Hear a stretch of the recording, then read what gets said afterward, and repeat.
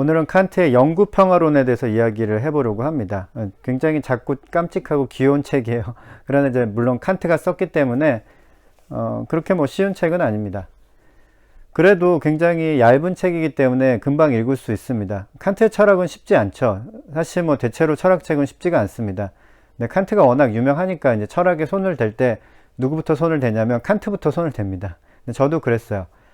근데 이제 순수 이성 비판 같은 책을 읽다가 보면은 역시 철학은 어렵구나 하고 이제 멀리 하게 되죠. 나랑 철학은 잘 맞지 않는구나 이렇게 생각하면서요. 근데 계속 철학을 공부하면 이제 칸트보다는 다른 철학자들에 집중하기가 쉽습니다. 아무래도 18세기 철학자보다는 현대 철학자들에게 이제 관심을 기울이게 될 때가 많고, 또 현대 철학자들은 과거의 철학자들을 다 이제 그 내용 안에 포함하고 있기 때문에 굳이 뭐 옛날 철학자들을 읽어야 하나 뭐 그렇게 생각하게 되죠. 제가 딱 그런 경우에서 이제 칸트와는 친해질 기회가 별로 없었습니다. 이제 초반에는 이해하기 힘들었어요. 칸트를 멀리했고, 나중에는 다른 철학자들에게 관심을 갖다 보니까 칸트에게 이제 공을 들여서 칸트의 책을 이제 읽을 시간이 없었어요. 근데 칸트의 영구평화론은 칸트가 쓴 다른 책들과는 다르게 굉장히 작고 귀여운 책입니다. 내용이 많지 않아서 이제 금방 다 읽을 수 있습니다. 그래서 저도 이번에 한 2번 정도 읽어봤고요. 만만해 보였습니다, 사실. 제목은 거창하게 영구평화론이에요. 칸트답게 원대한 꿈을 가지고 책을 쓴 것 같습니다. 인류 역사상 평화를 누린 시기가 이제 별로 없는데도 불구하고 제목이 굉장히 거창하죠. 영구평화론이니까요. 근데 그냥 이제 평화론이 아니라 영원한 평화론입니다. 어떻게 해야 영원한 평화를 누릴 수 있을까에 대해서 이제 칸트가 그 방법을 제시한 것인데요. 칸트가 가지고 있었던 인류와 미래에 대한 이제 긍정의 시각을 알 수 있는 제목이기도 합니다. 영원한 평화도 가능하지 않을까, 뭐 이런 거죠. 아니면 이제 좀 더 견고한 평화를 원했기 때문에 아마 영구 평화론이라는 말을 쓰지 않았나, 뭐 그런 생각도 좀 들고요. 주요 내용은 딱 2개의 장으로 이루어져 있습니다. 정말 간단하죠. 1장은 국가 간의 영구적인 평화를 위한 예비 조항이고, 2장은 국가 간의 영구 평화를 위하여 확정된 조항입니다. 2개의 장이 주요 내용이지만 보충 조항과 부록이 이제 주요 내용만큼의 분량보다 더 많이 있습니다. 그래서 제1 보충 조항이 있고 제2 보충 조항이 있는데, 제1 보충 조항은 영구 평화의 보장에 관하여, 그다음에 제2 보충 조항은 영구 평화를 위한 비밀 조항이라고 이렇게 나와 있습니다. 부록도 2가지 내용이 구성이 되어 있고요. 첫 번째는 영구 평화의 견지에서 본 도덕과 정치의 불일치에 관하여, 2번째는 공법의 선언적 개념에 의한 정치와 도덕의 일치에 관하여, 이렇게 있습니다. 영구 평화론인데 왜 국가 간의 체결하는 조항에 관심을 기울였는지 다소 의문이 들긴 했습니다. 평화에 대한 뭐 철학적인 고찰과 역사적인 검토 같은 것을 이제 할 거라고 이제 생각을 했는데, 내용이 바로 이제 실천 조항을 담고 있으니까 약간 의외였어요. 영구 평화를 위해서 가장 필요한 것은 전쟁을 하지 않는 것이죠. 사실 전쟁은 이제 주로 국가 간에 하는 것이고요. 그래서 전쟁을 막으려면 국가 간에 지켜야 할 것들이 있습니다. 그래서 아마 이런 식의 국가 간의 조항을 예를 들어서 시작을 하지 않았나 싶습니다. 칸트가 제안한 국가 간 영구 평화를 위한 예비 조항 첫 번째는 다음과 같습니다.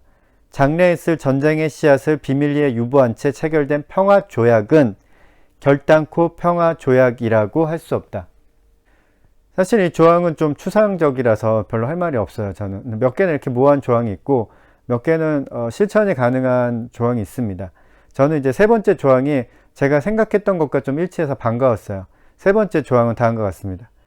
상비군은 시대의 흐름과 함께 완전히 폐기되어야 한다. 왜냐하면 상비군은 항상 무장한 채로 출격 준비를 갖추고 있음으로써 다른 나라들을 끊임없이 전쟁으로 위협하고 있기 때문이다.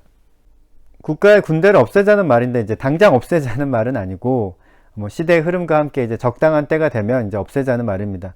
저도 이제 국가 간의 평화를 유지하기 위해서는 군대가 없어져야 한다고 생각하고 그렇게 이제 주장하기도 했거든요. 근데 너무 이상적인 바람이기는 한데, 뭐 그래야 평화를 만들 수 있을 거라는 저도 그렇게 생각했어요. 근데 군대가 없어지면 국가 간의 분쟁은 어떻게 해결해야 할까요? 뭐 대화를 통해서 타협하면 되는 거죠. 개인 간의 갈등이 생기면 또 대화 타협을 통해서 적절한 해결책을 찾을 수 있는 것처럼 국가 간에도 그와 같이 분쟁을 막을 수도 있을 것이라고 생각합니다. 근데 제 생각이 이랬는데 이게 너무 이상적이지 않나, 그래서 좀 주저했어요. 너무 현실과 동떨어진 이야기가 아닌가. 근데 그렇게 못하더라도 나중에 꼭 그렇게 해야 한다고 저는 뭐 그런 식으로 얘기를 했는데, 칸트도 저와 비슷한 생각을 가지고 있어서 굉장히 반가웠습니다. 그러니까 저도 이렇게 이야기를 할 때 국가의 군대를 없애야 된다라고 이야기를 할 때 저만 이렇게 이야기하면 너무 허황된 것 같잖아요. 근데 칸트도 그런 이야기를 했습니다만 훨씬 더 설득력이 있죠.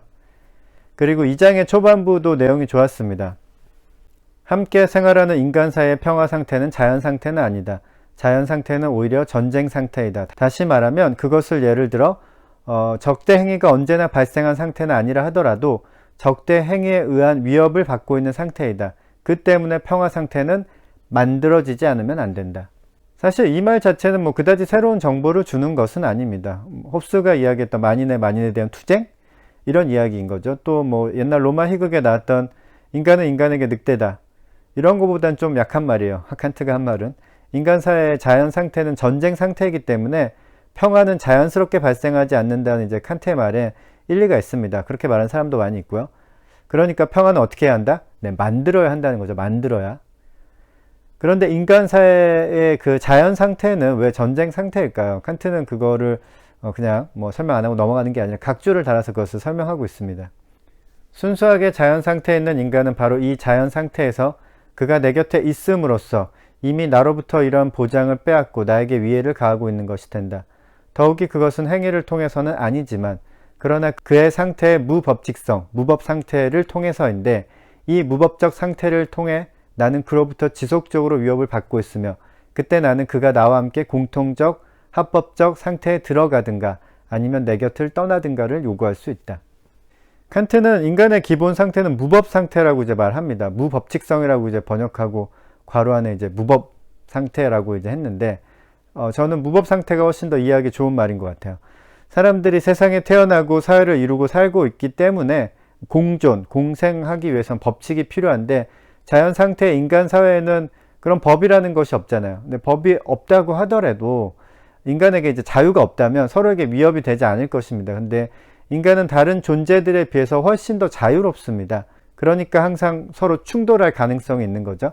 자연 상태에서는 이제 실제로 충돌이 일어납니다. 근데 법이 없이 인간의 양심에 쓰인 대로 판단하고 서로 갈등을 조정하면 될 텐데 그 양심의 기준이라는 게 이제 사람마다 다 다르고 또 때로는 이제 양심이 작동하지 않는 사람들이 있습니다.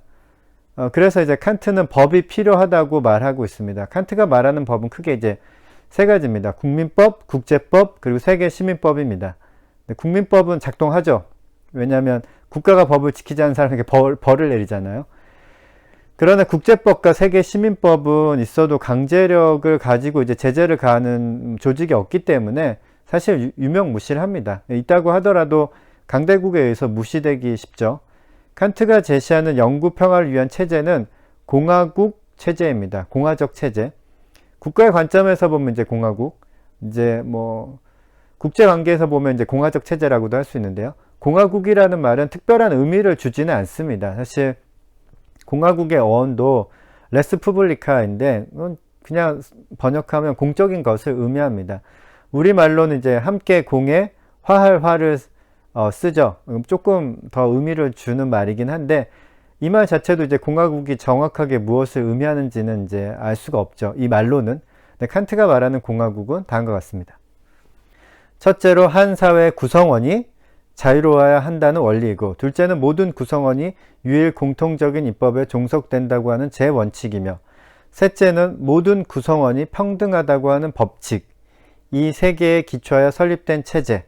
이것은 근원적인 계약의 이념에서 비롯된 유일한 체제로서 한 민족의 모든 합법적인 입법은 이러한 이념에 토대를 두지 않으면 안 되며 바로 이러한 체제가 공화적 체제인 것이다.